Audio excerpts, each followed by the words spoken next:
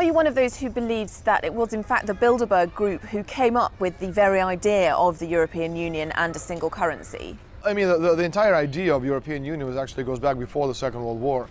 And the idea was, back in 1954, when Bilderberg was created, which was literally the European North American Alliance, aristocracy of purpose, as they like to call themselves, it was simply a way to deal with the, the challenge of the Soviet Union as the obvious enemy.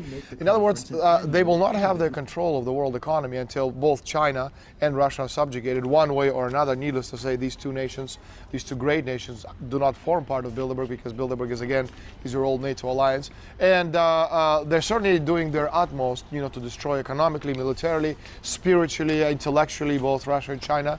It's more difficult to do it in China, especially with the a very controlled regime in power. It's much easier to do it in Russia, although they certainly haven't been successful lately. Do you think the Bilderbergers accept that we might be witnessing the demise of the euro? Well, they certainly are not willing to accept it. And again, as I said, there are huge political will and huge political forces working within Europe to make sure that euro stays strong.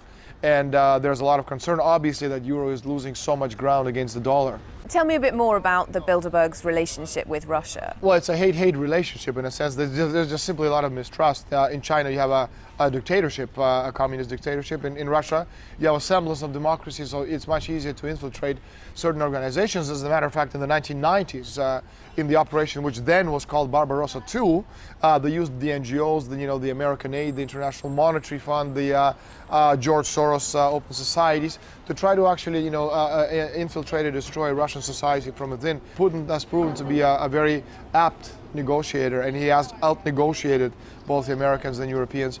But again, what we're seeing right now, especially in geopolitical terms, is they're still at it. This new operation called Barbarossa III. The United States government is building 13 secret bases in Afghanistan as a forward push towards the eventual war against Russia, because that war is simply unavoidable. We're in the end game. The world financial system, is self-destructing as we're seeing it right now.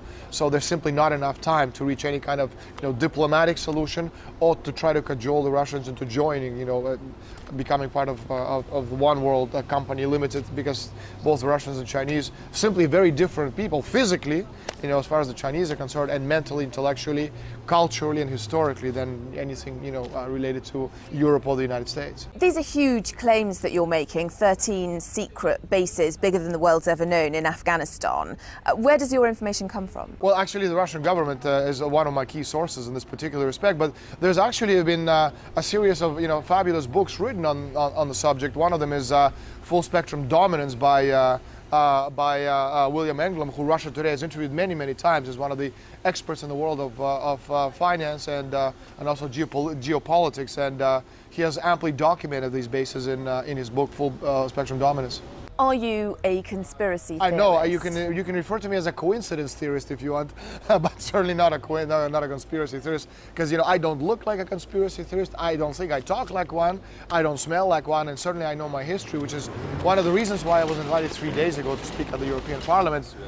I don't know too many conspiracy theorists, who get set foot, in the European Parliament, the mecca of bureaucratic control of Europe. What was the objective of your meeting at the European Parliament? The title of the speech was Bilderberg Towards One World Company Limited. I explained that it has nothing to do with the creation of one world government. Rather, it's the, the control of the finances of the entire world, which is, what basically unites all these people.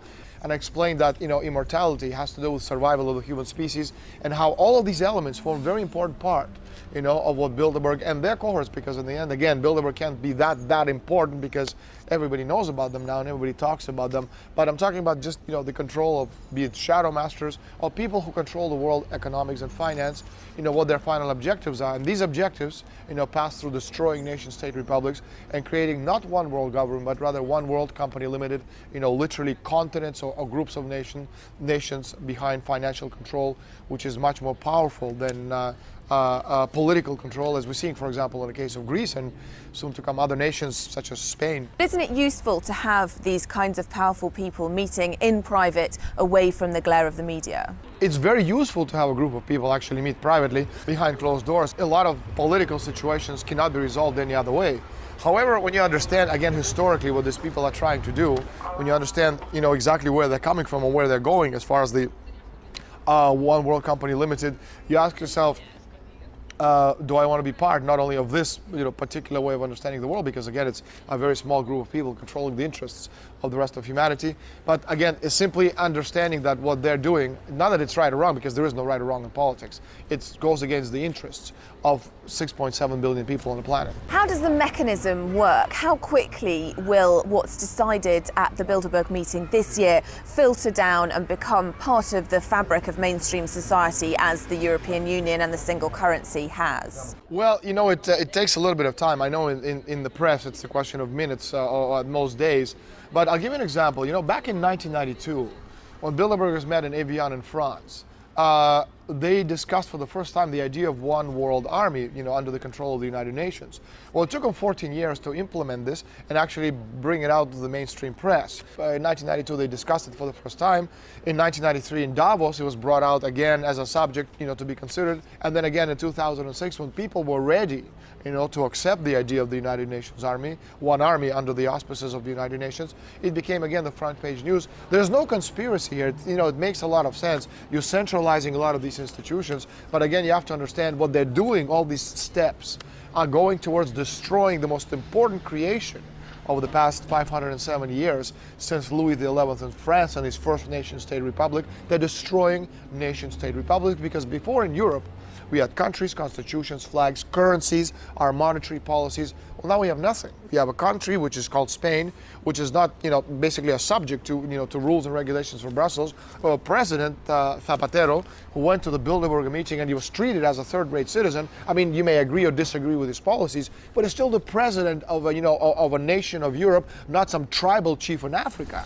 We had currency which was called a peseta, which now is called the euro, which is not ours, it's somebody else's. A flag is now Spanish, it's the European flag with little, golden stars, and the Constitution is obviously secondary to European constitutions, especially in times of crisis, and how easily crisis can be orchestrated, especially when you want to bring in or push through certain laws. So we've lost the right to be a country, and most importantly, we've lost the right to feed our citizens and control our monetary policy. And no nation state that has an obligation under natural law and general welfare, historically, that cannot feed its citizens or control its monetary policy can be called a nation-state republic. And again, be it a European army, be it United Nations army, these are just passes, towards the destruction of nation-state republics and the creation of this, it's not the world currency, but it's certainly World Company Limited. So again, you can't talk about conspiracies. It's, simply all these many coincidences which fit into a very easily discernible pattern.